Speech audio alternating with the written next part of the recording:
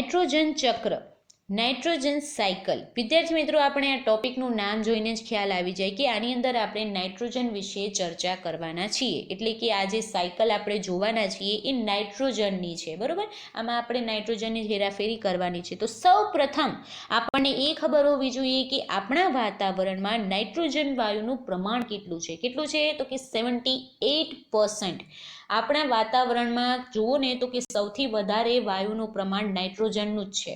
બાકી તમે જુઓ તો કે ઓક્સિજનનું પ્રમાણ 21% છે અને બાકી જેટલા પર્સન્ટ બચ્યા એ બીજા અન્ય વાયુઓ છે. ઓકે, હવે આપણને એ ખ્યાલ આવી ગયો કે નાઇટ્રોજન વાયુ સૌથી વધારે રહેલો છે પૃથ્વી પર, તો એનો યુઝ પણ એટલો બધો વધારે જ હશે તો જ એટલો બધો હોય ને.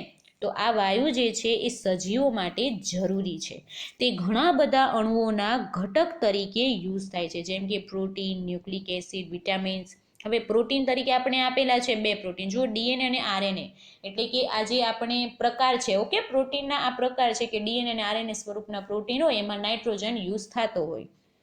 જુઓ, ડીએનએ અને આરએનએ ક્યાં આવેલા હોય? તો કે આપણા સજીવ શરીરમાં કોષ હોય, કોષની અંદર કોષ કેન્દ્રમાં રંગસૂત્ર આવેલા હોય. યાદ કરો 23 જોડ રંગસૂત્રો, તો એ 23 જોડ જે રંગસૂત્રો હોય છે, રંગસૂત્રની અંદર પણ ડીએનએ હોય અને આરએનએ. ઓકે, એટલે કે કોષની અંદર કોષ કેન્દ્રની અંદર રંગસૂત્ર, રંગસૂત્રની અંદર ડીએનએ, આરએનએ. ઓકે, હવે ડીએનએ અને આરએનએ નું ફૂલ ફોર્મ આપેલું છે ડીઓક્સીરિબોન્યુક્લિક એસિડ અને આરએનએ નું રિબોન્યુક્લિક એસિડ. મેં તમને જાણકારી માટે અહીંયા લખીને આપેલા છે. તો હવે આપણે નેક્સ્ટ વાત કરીએ તો કે નાઇટ્રોજન બીજા અન્ય જૈવિક અણુઓના બંધારણીય ઘટક તરીકે પણ મળી આવે છે, જેમ કે આલ્કેલોઇડ્સ અને યુરિયા. જુઓ, આલ્કેલોઇડ્સ આપણને વનસ્પતિમાંથી મળી આવે, એની અંદર એક પ્રકારનું આવી રીતે અણુઓ હોય, બરોબર, જૈવિક અણુ, એમાં બંધારણીય ઘટક તરીકે નાઇટ્રોજન યુઝ થતો હોય છે. ત્યારબાદ યુરિયાની તો આપણને ખબર છે રાસાયણિક ખાતર તરીકે આપણે યુઝ કરતા હોઈએ છીએ. એનપીકે, જુઓ એ ખાતર યાદ કરો, નાઇટ્રોજન, ફોસ્ફરસ અને પોટેશિયમ, બરોબર. હવે આપણે એમાં આગળ નેક્સ્ટ જોઈએ તો કે એટલા જ માટે નાઇટ્રોજન બધા પ્રકારના સજીવો માટે એક આવશ્યક પોષક તત્વ છે. એટલે કે બધા જ સજીવ સ્વરૂપો દ્વારા વાતાવરણમાં આવેલ નાઇટ્રોજન વાયુના પ્રત્યક્ષ ઉપયોગથી આપણા બધાનું જીવન સરળ થઈ જાય છે. પરંતુ હવે આટલું થાય છે કે સજીવ સ્વરૂપમાં તમે નાઇટ્રોજન વાયુનો યુઝ કરો છો તો એનાથી આપણું જીવન સરળ થાય છે, પણ આમાં પણ પ્રોબ્લેમ છે કે કેટલાક પ્રકારના બેક્ટેરિયા સિવાય બીજા સજીવો નિષ્ક્રિય નાઇટ્રોજન વાયુનું, એટલે કે ઘણા એવા સજીવો છે કે જે નિષ્ક્રિય નાઇટ્રોજન પરમાણુઓનું નાઇટ્રેટ્સ કે નાઇટ્રાઇટ્સ જેવા બીજા આવશ્યક અણુઓમાં પરિવર્તન કરી નથી શકતા. એ લોકો પરિવર્તન કરવામાં સક્ષમ નથી. આવા સજીવો કોણ? તો કે બેક્ટેરિયા સિવાયના બીજા સજીવો શું કરતા નથી? તો કે નિષ્ક્રિય નાઇટ્રોજનનું નાઇટ્રેટ્સ કે નાઇટ્રાઇટ્સ જેવા અણુઓમાં પરિવર્તન કરી શકતા નથી, સક્ષમ નથી એ લોકો. તો હવે આપણને એ ખ્યાલ આવી ગયો કે બેક્ટેરિયા જે છે એ કરી જ શકે છે. તો કઈ રીતે? જુઓ, નાઇટ્રોજનનું સ્થાપન કરવાવાળા તે બેક્ટેરિયા જે છે એ મુક્તજીવી હોય છે. કયા બેક્ટેરિયા હોય છે એ પણ જોઈએ તો કે રાઇઝોબિયમ નામના બેક્ટેરિયા હોય છે. અથવા તો એમ કહી શકીએ કે દ્વિદળી વનસ્પતિઓની જે કેટલીક જાતિઓમાં આપણને આ પ્રકારના બેક્ટેરિયા જોવા મળે છે. સામાન્ય રીતે આપણે જોઈએ તો કે તે નાઇટ્રોજનનું સ્થાપન કરવાવાળા બેક્ટેરિયા શિંબી કુળની વનસ્પતિઓના મૂળમાં એક વિશિષ્ટ પ્રકારની સંરચના બનાવે છે, જેને આપણે મૂળ ગંડિકા કહીએ છીએ. તમને યાદ હોય તો કે એ આ જ શિંબી કુળની વનસ્પતિમાં મૂળ ગંડિકાઓ આવેલી હોય છે. ક્યાં? મૂળની નીચે તમને ટપકા ટપકા જેવું દેખાય ને એના ઉપર, એ આ રીતના મૂળ ગંડિકાઓ હોય છે, જેની અંદર આ રાઇઝોબિયમ પ્રકારના બેક્ટેરિયા હોય અને વાતાવરણમાંનો નાઇટ્રોજન વાયુ હોય ને એને ડાયરેક્ટ એ ત્યાં સ્થાપન કરે છે. કેવી રીતે? જમીનમાં કહી શકીએ ને આપણે, કારણ કે વનસ્પતિ તો જમીનમાં જ હોય, તો એ ડાયરેક્ટ જમીનમાં નાઇટ્રોજન વાયુનું સ્થાપન કરે છે. રાઈટ? હવે આપણે આગળ વધીએ તો કે આ જે બેક્ટેરિયા છે એના સિવાય નાઇટ્રોજન પરમાણુનું નાઇટ્રેટ્સ કે નાઇટ્રાઇટ્સમાં પરિવર્તન ભૌતિક ક્રિયાઓ દ્વારા પણ થતું હોય છે. ખાલી એવું નથી કે બેક્ટેરિયા જ આ રીતે નાઇટ્રોજનનું સ્થાપન કરી શકે, પણ બીજી પણ એવી ક્રિયાઓ છે આપણા વાતાવરણમાં થતી હોય કે જેના દ્વારા નાઇટ્રોજનનું સ્થાપન થતું હોય. નાઇટ્રેટ્સ અને નાઇટ્રાઇટ્સમાં તે પરિવર્તન કરીને આ પ્રક્રિયા કરી શકે છે. ક્યાં થતી હોય? તો કે આપણા વાતાવરણમાં થતી હોય છે. જુઓ, વીજળીના ચમકારાના સમયે આપણે વાત કરીએ તો કે નાઇટ્રોજન વાયુના રૂપમાં ઊંચા તાપમાને અને ઊંચા દબાણે એ નાઇટ્રોજનને શું કરે? તો કે નાઇટ્રોજન ઓક્સાઇડમાં ફેરવે છે. શું કરે છે? વીજળીનો ચમકારા ક્યારે થતા હોય? તો કે આપણને ખ્યાલ છે ચોમાસાની ઋતુમાં થતા હોય, બરોબર. તો કે એ ડાયરેક્ટ શું કરે? તો કે વાયુના રૂપમાં જ ઊંચા તાપમાને અને ઊંચા દબાણે તે નાઇટ્રોજનને ડાયરેક્ટ નાઇટ્રોજન ઓક્સાઇડ એટલે કે NO, આપણે એનું અનુસૂત્ર જોઈએ ને તો કે NO માં જ તે ફેરવે છે. હવે એ નાઇટ્રોજન ઓક્સાઇડનું શું થશે? તો કે ચોમાસાની સિઝન છે, ઓબ્વિયસલી આપણને વાતાવરણમાં પાણીના વાદળ ભરેલા જોવા મળશે, કારણ કે વરસાદ થતો હોય તો પાણીના વાદળ હોય જ. તો એ નાઇટ્રોજન ઓક્સાઇડ જે છે એ પાણીમાં તમે જુઓ ને તો કે પાણીમાં તે ભળી જતો હોય અને પાણીમાં ભળીને એક પ્રકારનું સંયોજન બનાવે. શું બનાવે છે? એસિડ બનાવે છે, nitric acid plus nitrous acid. હવે આ જે એસિડ બને તો હવે પાણીમાં ભળ્યું છે તો ઓબ્વિયસલી એ જમીન પર વરસાદના રૂપે વરસશે, બરોબર. જમીનની સપાટી પર એ વરસે છે ત્યારે એ જે જમીનમાં ભળી જાય, બરોબર, આ એસિડ નાઇટ્રોજન જે છે આ રીતના ભળી જાય અને પછી એનો યુઝ આપણે વિવિધ સજીવો દ્વારા કરવામાં આવે છે. એટલે કે આપણા બધા થ્રુ નાઇટ્રોજનનો યુઝ થાય છે. વનસ્પતિમાં જાય, વનસ્પતિ થ્રુ આપણામાં આવે. ઓકે, આટલી ખબર પડી ગઈ. હવે આપણે નેક્સ્ટ વાત જોઈએ તો કે નાઇટ્રોજનયુક્ત સંયોજન બનાવવામાં વપરાયા પછી નાઇટ્રોજનનું શું થાય? એટલે કે આપણે નાઇટ્રોજનયુક્ત સંયોજનો કયા? તો કે નાઇટ્રેટ્સ કે નાઇટ્રાઇટ્સ એ સંયોજનો છે. હવે એને બનાવવા પછી નાઇટ્રોજનનું શું થાય છે? શું? તો કે સામાન્ય રીતે વનસ્પતિઓ જે છે, જુઓ, વનસ્પતિઓ જે છે એ નાઇટ્રેટ્સ અને નાઇટ્રાઇટ્સને મેળવે છે. એને મેળવી લીધો, બરોબર. હવે એ શું કરશે? તો કે એ વનસ્પતિની અંદર પ્રક્રિયાઓ થશે, જેને આપણે જૈવ રાસાયણિક પ્રક્રિયાઓ કહેતા હોઈએ છીએ. ઓકે, તો એ પ્રક્રિયાઓ થાય અને એમાંથી બને છે એમિનો એસિડ. તો એમિનો એસિડ બને પછી એમિનો એસિડ બધા ભેગા થઈને પ્રોટીન બનાવે. જુઓ, પ્રોટીન એમાં કેવી રીતે બને છે? તો કે માની લો કે તમારી પાસે મોતીઓની માળા છે, તો એમાં જે મોતી જે છે, બધા એક એક મોતી છે નાના નાના, એ છે એમિનો એસિડ. હવે બધા મોતીને તમે દોરામાં પરોવીને ભેગા કરો એટલે આખી માળા બને, તો એ આખી માળાને કહેવાય પ્રોટીન. તો આ રીતે બધા નાના નાના મોતીના એમિનો એસિડ ભેગા થઈને માળા જે બનાવે એટલે કે પ્રોટીન બનાવે છે. તો પ્રોટીન બનાવવા માટે ઉપયોગી શું છે? Amino acid. ઓકે, આપણને આટલી ખબર પડી ગઈ. તો હવે આપણે જોઈએ તો જ્યારે પ્રોટીન બની ગયું, હવે જ્યારે એ વનસ્પતિને પ્રાણી ખાશે તો એ પ્રોટીન એટલે કે નાઇટ્રોજન વાળું પ્રોટીન જશે પ્રાણીમાં. તો પ્રાણીમાં પ્રોટીન ગયું, હવે એ પ્રાણીનું સમજી લો થયું મૃત્યુ. તો મૃત્યુ થાય પ્રાણીનું તો એને આપણે દાટીએ ક્યાં? જમીનમાં દાટીએ. તો હવે એ જમીનમાં પ્રાણીને દાટવાથી એ મૃત જે વિઘટનની પ્રક્રિયા થાય જમીનમાં, બરોબર. તો ભૂમિમાં જે બીજા બેક્ટેરિયા હોય છે એ આ જ રીતે વિઘટન કરશે અને બધા જે સંયોજન છે એનું એટલે કે આવેલા જે સંયોજન છે નાઇટ્રોજનના, નાઇટ્રેટ્સ અને નાઇટ્રાઇટ્સમાં તે પરિવર્તન કરશે. એટલે કે જેટલું પ્રોટીન હતું એમાંથી જેટલું નાઇટ્રોજન હતું એ બધાનું સંયોજન એટલે કે નાઇટ્રેટ્સ અને નાઇટ્રાઇટ્સમાં ફરીથી પરિવર્તન કરે છે. અને આ જ રીતની પ્રક્રિયા આમાં થતી હોય. અને તમે જુઓ અહીંયા આપણને એકદમ સરસ રીતે લખેલું આપ્યું છે કે સામાન્ય રીતે વનસ્પતિઓ નાઇટ્રેટ્સ અને નાઇટ્રાઇટ્સને મેળવે છે અને તેઓને એમિનો એસિડમાં ફેરવે અને એ એમિનો એસિડનો ઉપયોગ આપણે શું કરીએ? પ્રોટીન બનાવવા માટે કરીએ. જ્યારે પ્રાણી કે વનસ્પતિ મૃત્યુ પામે છે ત્યારે ભૂમિમાં રહેલા અન્ય બેક્ટેરિયા વિવિધ સંયોજનોમાં આવેલા નાઇટ્રોજનનું નાઇટ્રેટ્સ અને નાઇટ્રાઇટ્સમાં પરિવર્તન કરે છે અને બીજા પ્રકારના બેક્ટેરિયા આ નાઇટ્રેટ્સ તેમજ નાઇટ્રાઇટ્સને નાઇટ્રોજન તત્વમાં ફેરવે છે. જુઓ અહીંયા હવે આપણે ફરીથી જે સંયોજન આપણે બનાવ્યા હતા ને પહેલા નાઇટ્રેટ્સ અને નાઇટ્રાઇટ્સ, એને જુઓ અહીંયા ફરીથી નાઇટ્રોજનમાં ફેરવે છે. અને આ જ રીતે પ્રકૃતિમાં નાઇટ્રોજન ચક્ર હોય છે. એટલે કે પહેલા નાઇટ્રોજનને આપણે લીધો, સંયોજન બનાવ્યા, સ્થાપન કરાવ્યું જમીનમાં, ફરીથી સંયોજન બનાવ્યા અને ફરીથી નાઇટ્રોજન બન્યો. તો આખું ગોળ ગોળ નાઇટ્રોજન થઈ ગયું ને, એટલે કે આખું સાયકલ બની ગઈ.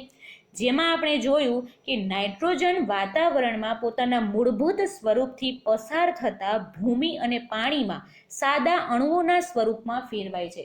સૌથી પહેલા ભૂમિમાં કઈ રીતે? તો કે બેક્ટેરિયા દ્વારા નાઇટ્રોજનનું સ્થાપન થયું. પછી તમે જુઓ પાણીમાં કઈ રીતે? તો કે નાઇટ્રોજન ઓક્સાઇડ બન્યો. તો યાદ કરો. પછી વરસાદમાં મિક્સ થયો, એસિડ બનાવ્યા, નાઇટ્રસ અને નાઇટ્રિક એસિડ, પછી વરસાદ વરસ્યો. બરોબર. હવે વરસાદ વરસ્યો ત્યારબાદ એ ભૂમિમાં આવી ગયો, તો આ રીતે બધાનું એ અણુઓના સ્વરૂપમાં તે ફેરવાય છે. હવે તેનો યુઝ થાય છે આપણે સજીવો દ્વારા, તો સજીવોમાં જાય ને એટલે એ વધારે જટિલ બને, તો જટિલ અણુઓના સ્વરૂપમાં તે ફેરવાય.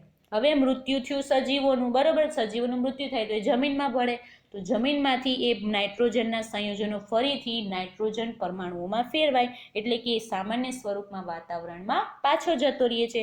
બરોબર. આટલી સિમ્પલ પ્રક્રિયા થાય છે, પણ આપણે જો સાંભળીએ છીએ ને એટલી સિમ્પલ છે નહીં. હવે તમે એનું ચક્ર જુઓ, આપણને બુકમાં આપેલું છે ને એ આપણે ચક્ર જોઈએ. જુઓ, કુદરતમાં નાઇટ્રોજન ચક્ર. સૌ પ્રથમ હવે મેં તમને જે વસ્તુ કીધી હતી ને સામાન્ય, એ જ યાદ રાખવાની છે. એમાં આપણે ડીપમાં પછી જોઈએ. જુઓ, વાતાવરણમાં નાઇટ્રોજન છે. હવે વાતાવરણનો જે નાઇટ્રોજન છે, હવે તમે બહારનું ચક્ર જ જોજો, બહારની લાઈન જ.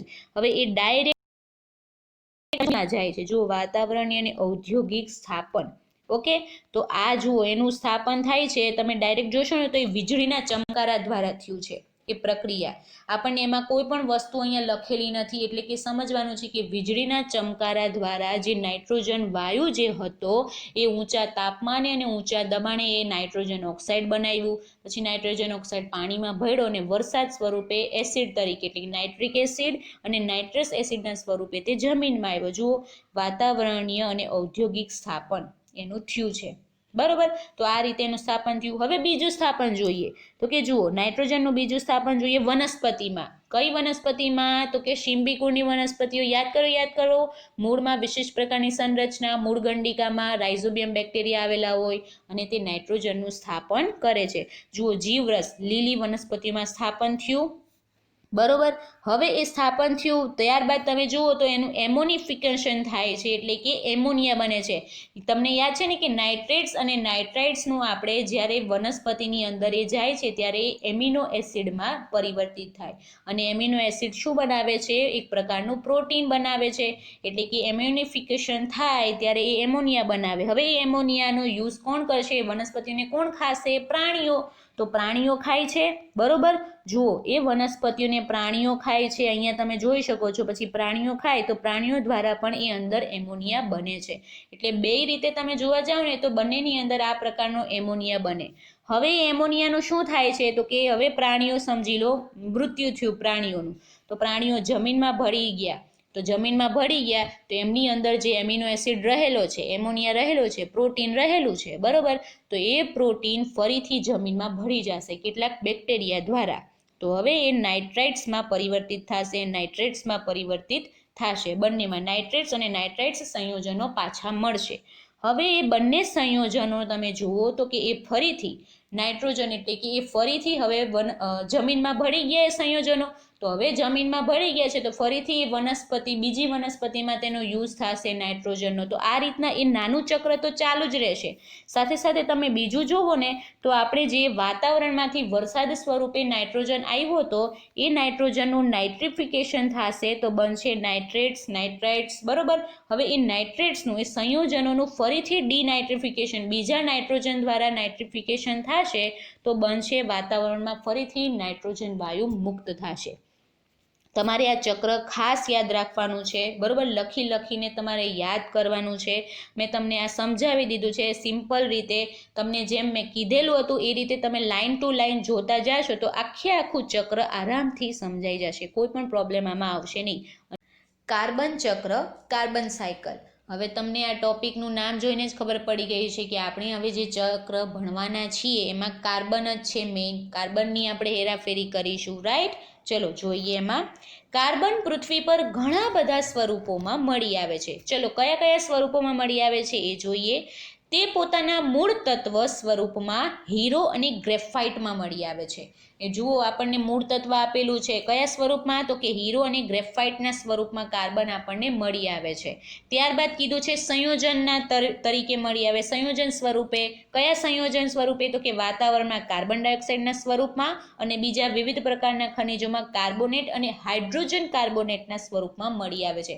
હવે આજે આપણને એના સ્વરૂપો આપેલા છે ને એ યાદ રાખવાના છે કે મૂળ તત્વ તરીકે હીરો અને ગ્રેફાઇટના સ્વરૂપમાં, પછી સંયોજનના સ્વરૂપે તો કે વાતાવરણમાં કાર્બન ડાયોક્સાઇડના સ્વરૂપમાં CO2. યાદ કરો. ત્યારબાદ તમે જુઓ તો કે ખનિજોમાં કાર્બોનેટ અને હાઇડ્રોજન કાર્બોનેટના સ્વરૂપમાં આપણને કાર્બન મળી આવે છે. જ્યારે બધા જ સજીવોમાં, હવે આ તો વાત થઈ એના હીરો ગ્રેફાઇટ અને વાતાવરણ, બરોબર, એની વાતો થઈ. હવે સજીવોમાં પણ કાર્બન મળી આવે છે. જુઓ કઈ રીતે, કયા સ્વરૂપમાં, તો કે અણુઓ તરીકે, જેવા કે પ્રોટીન, કાર્બોદિત, ચરબી, ન્યુક્લિક એસિડ અને વિટામિન. તો આના આધારિત આપણને કાર્બન મળી આવે છે. ઘણા બધા પ્રાણીઓ જોઈએ તો કે એમાં બાહ્ય અને અંતઃકંકાલ પણ કાર્બોનેટ ક્ષારોથી બનેલા હોય છે. બીજાની જ વાત ક્યાં કરવી, આપણે પોતે જ વાત કરીએ તો કે આપણું કંકાલ તંત્ર છે એ કાર્બોનેટના ક્ષારોથી જ બનેલું હોય છે. ક્લોરોફિલ ધરાવતા તમામ સજીવો સૂર્યપ્રકાશની હાજરીમાં કાર્બનનો ઉપયોગ કરીને પ્રકાશ સંશ્લેષણની ક્રિયા કરે છે. જુઓ શું કીધું છે, કઈ રીતે, તો કે આ જે પ્રક્રિયા છે પ્રકાશ સંશ્લેષણની, એના દ્વારા કાર્બન ડાયોક્સાઇડનું ગ્લુકોઝના અણુઓમાં રૂપાંતર થાય છે. હવે આપણને ખ્યાલ છે કે સૂર્યપ્રકાશની હાજરીમાં વનસ્પતિ પ્રકાશ સંશ્લેષણની ક્રિયા કરે છે, તો ત્યારે એ શું શ્વસન તરીકે લે છે, કાર્બન ડાયોક્સાઇડ. એ પોતે અંદર કાર્બન ડાયોક્સાઇડ લે છે અને ગ્લુકોઝ બનાવીને ઓક્સિજન મુક્ત કરે છે. એટલા માટે આપણે વનસ્પતિ ઓક્સિજન મુક્ત કરે તો આપણે શ્વસનની ક્રિયામાં ઓક્સિજનને લઈ શકીએ છીએ, બરોબર. તો હવે આ દરેક પ્રક્રિયા તમે જોઈ છે, આખી ક્રિયા, પ્રકાશ સંશ્લેષણની ક્રિયા, એમાં કાર્બનનો જ મેઇન યુઝ થતો હોય છે, બરોબર. કારણ કે કાર્બન ડાયોક્સાઇડ લે છે અંદર અને કાર્બન ડાયોક્સાઇડમાં કાર્બન જ છે મેઇન. હવે આપણે વાત કરીએ તો કે આ ગ્લુકોઝના અણુ બીજા પદાર્થોમાં રૂપાંતર પામે છે અથવા તો અન્ય સજીવોમાં મહત્વના અણુઓનું સંશ્લેષણ કરવા માટે ઉર્જા આપે છે. કઈ રીતે આપણે આ વાક્ય સમજી શકીએ છીએ, તો કે ગ્લુકોઝ બને છે વનસ્પતિમાં, તો વનસ્પતિનો આપણે ખોરાક તરીકે બધા પ્રાણીઓ યુઝ કરીએ છીએ, તો એ ગ્લુકોઝ જશે આપણા શરીરમાં અને આપણા શરીરમાં જશે એટલે એ પછી અલગ અલગ અણુઓમાં એનું સંશ્લેષણ થશે અને એમાંથી આપણને, તમને ખ્યાલ છે, એટીપી ઉર્જા પણ મુક્ત થશે. ખોરાક લઈએ છીએ આપણે તો ઉર્જા મુક્ત થાય તો જ આપણે બીજા કાર્યો કરી શકીએ, બરોબર. તો આ રીતનું જો આખું કાર્બનની સાયકલ આમ ચાલતી હોય છે, ગોળ ગોળ ગોળ ગોળ. બધી જગ્યાએ તમે જાઓ છો તો ગોળ ગોળ ફરીને ફરીથી પછી કાર્બન મુક્ત થાય છે. ફરીથી આપણે પછી કેવી રીતે કાર્બનને મુક્ત કરતા હોઈએ છીએ, કારણ કે આપણે વનસ્પતિમાંથી મળ્યું હોય ગ્લુકોઝ ને ગ્લુકોઝમાં હોય કાર્બન. હવે તમે એ કાર્બનને પછી CO2ના સ્વરૂપે મુક્ત કરો છો, શ્વસનની પ્રક્રિયામાં મુક્ત કરો છો, રાઈટ. તો આ રીતનું આખું ચક્ર ચાલતું હોય છે. ત્યારબાદ આપણે નેક્સ્ટમાં આપણે જોઈએ તો કે આપણી બુકમાં જે આકૃતિ આપેલી છે એ જોઈએ. કાર્બન ચક્રની આકૃતિ છે. કુદરતમાં કેવી રીતે કાર્બનનું સાયકલ જે છે એ ચાલી રહ્યું છે. સૌપ્રથમ તો કે વાતાવરણમાંનો જે કાર્બન ડાયોક્સાઇડ હોય છે એને આપણે જો પાણીમાં ઓગાળીએ, એટલે કે પાણીમાં કાર્બોનેટ મિક્સ થાય તો જ્યારે એ ઘન અવસ્થામાં આવે છે ને ત્યારે એ ચૂનાનો પથ્થર બને છે. હવે બીજી વાત તો કે વાતાવરણમાંના કાર્બન ડાયોક્સાઇડનો યુઝ વનસ્પતિઓ કરે છે, બરોબર. પોતાનું પ્રકાશ સંશ્લેષણની ક્રિયામાં એ કાર્બન ડાયોક્સાઇડ યુઝ કરે છે ગ્લુકોઝ બનાવવા માટે, બરોબર. આપણે એ જોઈ ગયા. તો એ વનસ્પતિની અંદર કાર્બનિક સંયોજનો તૈયાર થયા. હવે વનસ્પતિ છે, માની લો કે ઝાડ છે, બધાય ઝાડ હોય એનું આપણે લાકડું યુઝ કરતા હોઈએ છીએ. ઝાડમાંથી જે આપણને લાકડું મળે છે એનું આપણે સળગાવવામાં આવે, એનું દહન કરવામાં આવે તો મળે શું છે, કોલસો. તો કોલસો જે છે એ કાર્બનનું શુદ્ધ સ્વરૂપ કહેવામાં આવે છે. કોલસામાં આપણને કાર્બન મળી ગયો, તો આ રીતે આપણને વનસ્પતિ થ્રુ કોલસો મળ્યો તો કાર્બનનું વહન આપણને થયેલું જોવા મળ્યું. હવે વનસ્પતિનું આપણે શું કરીએ છીએ, તો કે વનસ્પતિનો ખોરાક તરીકે પ્રાણીઓ યુઝ કરતા હોઈએ છીએ. તો પ્રાણીઓ વનસ્પતિને ખોરાક તરીકે ખાય તો વનસ્પતિના કાર્બનિક સંયોજનો પ્રાણીઓમાં આવ્યા, તો પ્રાણીઓમાં કાર્બનિક સંયોજન એમાં આવી ગયા. હવે આપણે જોઈએ તો કે અહીંયા આપણને દેખાય છે કે વનસ્પતિ અને પ્રાણીનો એરો પેટ્રોલિયમ તરફ દર્શાવવામાં આવેલો છે. કેમ? સૌપ્રથમ આપણને એ ખબર હોવી જોઈએ કે પેટ્રોલિયમની જે પેદાશો છે કઈ છે, તો કે આપણને જમીનમાંથી મળી આવતું ક્રૂડ ઓઇલ. તો હવે આ ક્રૂડ ઓઇલ આપણને જમીનમાંથી મળી આવે છે, તો અમે યાદ કરો કે જ્યારે વનસ્પતિ અને પ્રાણીઓના જે મૃત ઘટકો હોય છે એ પણ જમીનમાં વિઘટન પામીને અંદર મિશ્રિત થતા હોય છે. તો એ બધાનું ભેગું થઈને બધી આવી પેદાશો બનતી હોય છે, જે આપણે કહી શકીએ કે પેટ્રોલિયમની પેદાશો, બરોબર. તો આપણે કહી શકાય કે પેટ્રોલિયમની પેદાશો શું છે? વનસ્પતિ અને પ્રાણીઓના મૃત ઘટકો જે આપણને જમીનમાંથી ક્રૂડ ઓઇલ સ્વરૂપે મળી આવે છે. ત્યારબાદ આપણે વાત કરીએ તો કે આ જ વનસ્પતિ જે છે એ આપણને અંદર મૃત ઘટક થઈ જાય, બરોબર. તો એમાંથી ને એ શું મુક્ત કરે છે? કાર્બન ડાયોક્સાઇડ વાતાવરણમાં. યાદ કરો કે રાતના સમયે વનસ્પતિ છે એ આપણા મનુષ્યની જેમ જ એ શ્વસનમાં ઓક્સિજન લે છે અને કાર્બન ડાયોક્સાઇડ મુક્ત કરે છે. કારણ કે એ સમય તો પ્રકાશ સંશ્લેષણની પ્રક્રિયા થતી નથી, રાતે તો સૂર્ય હોય નહીં ને, એટલા માટે એ સજીવની જેમ રાતના સમયે શ્વસન કરતી હોય, તો એ કાર્બન ડાયોક્સાઇડ વાતાવરણમાં મુક્ત કરે છે. ઓકે, તો આપણે એરો અહીંયા પૂરો થાય, તો એટલું જ ચક્ર ત્યાં પૂરું થયું. હવે આપણે વાત કરીએ તો કે પ્રાણીઓમાં જે કાર્બનિક સંયોજન હોય છે એ અકાર્બનિક કાર્બોનેટના સ્વરૂપે આપણને મળી આવે છે. પ્રાણીઓના મૃત ઘટક હોય એની અંદર આપણને અસ્થિઓ, બરોબર, કંકાલ તંત્ર આખું જોવા મળે, અસ્થિતંત્ર જોવા મળે છે. તો એ આખું અસ્થિતંત્ર શેનું બનેલું હોય? કાર્બોનેટનું બનેલું હોય, બરોબર. અંતઃ કંકાલ અને બાહ્ય કંકાલ, તો એ આવરણ આપણને જમીન ઉપર મળી આવતા હોય છે. ત્યારબાદ વાત કરીએ તો કે પ્રાણીઓ શ્વસનની ક્રિયા કરે તો હવે ઓક્સિજન એને મળે છે, તો એ શ્વસન તથા વિઘટનની ક્રિયા થતી હોય તો એમાંથી પણ એ વાતાવરણમાં કાર્બન ડાયોક્સાઇડ મુક્ત થતો હોય છે. તો વનસ્પતિ અને પ્રાણી બંનેમાં વાતાવરણની અંદર કાર્બન ડાયોક્સાઇડ મુક્ત થવાની પ્રક્રિયા બતાવે છે. તો અહીંયા જુઓ, આપણું અહીંયા કાર્બન ચક્ર આખું પૂર્ણ થાય છે, બરોબર. સમજાઈ ગયું? આ કાર્બન ચક્ર આપણે યાદ રાખવાનું છે. ત્યારબાદ આપણે જોઈએ તો કે જીવંત પ્રાણીઓને ઉર્જા મેળવવાની પ્રક્રિયામાં ગ્લુકોઝનો ઉપયોગ થાય છે. આપણને ઉર્જા ક્યાંથી મળે? તો કે ગ્લુકોઝમાંથી.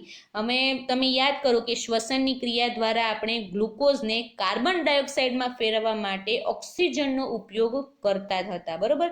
એનો ઉપયોગ થાય પણ ખરા અને ન પણ થાય. તમે જુઓ, જારક શ્વસન અને અજારક શ્વસન યાદ કરો. જારક શ્વસનમાં આપણે જોતા હતા કે ગ્લુકોઝનું ઓક્સિજનની હાજરીમાં વિઘટન થવાથી મળે છે આપણને કાર્બન ડાયોક્સાઇડ, બરોબર. સાથે સાથે એટીપી ઉર્જા પ્રાપ્ત થાય છે. પછી તમે બીજું જુઓ તો કે અજારક શ્વસનમાં ઓક્સિજનની ગેરહાજરીમાં આપણે તમે જુઓ તો એની અંદરથી આપણને મળે છે લેક્ટિક એસિડ, પછી કાર્બન ડાયોક્સાઇડ, સાથે સાથે ઉર્જા. આપણને આટલી બધી વસ્તુઓ મળતી હતી. તો ઓક્સિજનની હાજરીમાં અને ઓક્સિજનની ગેરહાજરીમાં ગ્લુકોઝનું વિઘટન થવાથી આપણને કાર્બન ડાયોક્સાઇડમાં ફેરવવામાં આવે છે. એ આપણે માહિતી મેળવી ચૂક્યા છીએ 8મા ધોરણમાં, બરોબર. તો આ કાર્બન ડાયોક્સાઇડ વાતાવરણમાં પાછો ભળી જાય છે આ રીતે. હવે કાર્બન ડાયોક્સાઇડ ઉત્પન્ન થયો છે આપણા શરીરમાં કોષોની અંદર કોષીય શ્વસનની પ્રવૃત્તિ દ્વારા, તો ઓબ્વિયસલી પછી એ પાછો હૃદય થ્રુ થઈને, જુઓ, ફેફસામાં થઈને પાછો ઉચ્છ્વાસ મારફતે બહાર નીકળશે, એટલે કે મુક્ત થશે અને બહાર વાતાવરણમાં આવીને તે ભળી જાય છે. હવે અન્ય એક પ્રક્રિયા જે વાતાવરણમાં કાર્બન ડાયોક્સાઇડ ઉમેરે છે તે છે દહનની ક્રિયા. હવે કોઈ પણ વસ્તુને દહન કરીએ આપણે, એટલે કે બળતણનો ઉપયોગ આપણે રસોઈ માટે કરતા હોય, ગરમી મેળવવા માટે કરતા હોય, પરિવહન માટે પણ કરતા હોઈએ છીએ. એટલે કે તમને ખ્યાલ હોય તો કે રેલગાડીમાં આપણે કોલસા દ્વારા જ ચાલતી હોય છે, બરોબર. કોલસાને આપણે સળગાવીએ એટલે રેલગાડી ચાલતી હોય, તમે આ જોયેલું હોય. તો એમાં પણ આપણે યુઝ કરતા હોય. પછી ઉદ્યોગોમાં પણ આપણે બળતણનો યુઝ કરતા હોઈએ છીએ. તો આ દરેક ક્રિયામાં, દહનની ક્રિયામાં આપણે એમાંથી કાર્બન ડાયોક્સાઇડ ઉત્પન્ન થતો હોય છે. ખરેખર તો જ્યારથી ઔદ્યોગિક ક્રાંતિ થઈ છે અને માનવે મોટા પાયે અશ્મિ બળતણને સળગાવવાની શરૂઆત કરી છે, ત્યારથી વાતાવરણમાં કાર્બન ડાયોક્સાઇડની ટકાવારી બમણા પ્રમાણમાં વધી છે. એટલે કે જ્યારથી ઔદ્યોગિક ક્રાંતિ આવી ત્યારથી કાર્બન ડાયોક્સાઇડનું પ્રમાણ વધ્યું છે. કેમ? કારણ કે અહીંયા આપણે જોઈએ તો કે અશ્મિ બળતણને બહુ જ વધારે માત્રામાં સળગાવવામાં આવે છે. એટલા માટે પાણીની જેમ કાર્બનનું પણ વિવિધ ભૌતિક તેમજ જૈવિક ક્રિયાઓ દ્વારા પુનઃચક્રીયકરણ થાય છે. જો આપણે હમણાં જે કાર્બન ચક્રનું આખો ડાયાગ્રામ જોયો, બરોબર, તો એની અંદર આપણે જોતા હતા કે વાતાવરણમાંનો CO2 કેવી રીતે બધી જગ્યાએ જાય છે, વનસ્પતિમાં, કોલસામાં અને પ્રાણીઓમાં. તો આ દરેક ક્રિયાઓ દ્વારા તે શ્વસનની ક્રિયામાં પાછો વાતાવરણમાં મુક્ત થાય છે. વિઘટનની ક્રિયા દ્વારા એ પાછો વાતાવરણમાં મુક્ત થતો આપણને જોવા મળે છે, રાઈટ. તો આ રીતે કાર્બનનું દરેક અલગ ભૌતિક અને જૈવિક ક્રિયાઓ દ્વારા પુનઃચક્રીયકરણ જોવા મળે છે. એટલે કે આપણને કાર્બન ચક્ર રિયલ લાઈફ સર્કલમાં જોવા મળતું હોય છે. ઓકે, આ જ ટોપિકની અંદર આપણે જોઈ રહ્યા છીએ ગ્રીન હાઉસ અસર. Green house effect. વિદ્યાર્થી મિત્રો, આપણે આ પ્રકરણ સ્ટાર્ટ થયું ત્યારે પહેલી પ્રવૃત્તિ કરી હતી 14.1માં મેળવેલા જે અવલોકનો હતા એને યાદ કરો. શું હતું એમાં એક અવલોકન કે કાચની શીશી દ્વારા આપણે ઉષ્માને રોકવાનો પ્રયાસ કરેલો હતો. હવે એ ઉષ્માને રોકી તો થયું તો શું કે શીશીની અંદરનું તાપમાન બહારના તાપમાન કરતાં ઘણું વધી જાય છે, એવી પ્રક્રિયા થઈ. ઓકે, તમે એમાં જો એનું આપણે કારણ પણ પૂછેલું હતું, તો કારણ આપણે એમ કીધું હતું કે ગ્રીન હાઉસ અસર સર્જાય છે એટલા માટે, એના કારણે અહીંયા શીશીની અંદરનું તાપમાન બહાર કરતાં વધારે વધી જાય છે. ત્યારબાદ આપણે બીજું પણ એક્ઝામ્પલ લીધેલું હતું, કયું કે કાર.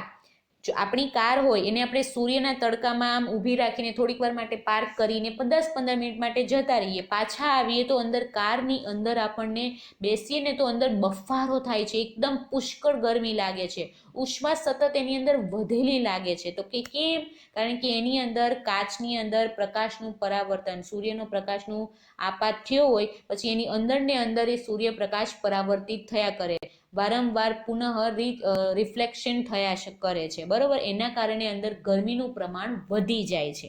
તો એ જ પ્રક્રિયા અહીંયા થઈ રહી છે, એને આપણે ગ્રીન હાઉસ અસર કહીએ છીએ. જુઓ શું થાય છે તો કે ઠંડા વાતાવરણમાં ઉષ્ણકટિબંધીય વનસ્પતિઓને ગરમ રાખવા માટે આવરણ બનાવવાની ક્રિયામાં આ ઘટનાનો ઉપયોગ થયેલો છે. કઈ ઘટના? ગ્રીન હાઉસ અસરનો. તો આ પ્રકારના આવરણને ગ્રીન હાઉસ કહેવાય. એટલે કે આપણે માની લો કે ઠંડુ વાતાવરણ છે, કોઈ પણ આપણે વિદેશમાં જઈએ તો આપણને ઠંડુ વાતાવરણ મળી રહે. ઓકે, તો એમાં આપણે ગરમી જે વનસ્પતિઓને ગરમીની જરૂર હોય એવી વનસ્પતિઓ આપણે ઉગાડીએ, એટલે કે ઉષ્ણકટિબંધીય વનસ્પતિઓને આપણે રાખવી છે, તો એને તો એવું વાતાવરણ જોઈશે ને, ગરમીવાળું વાતાવરણ જોવે. તો એના માટે શું કરવું પડે?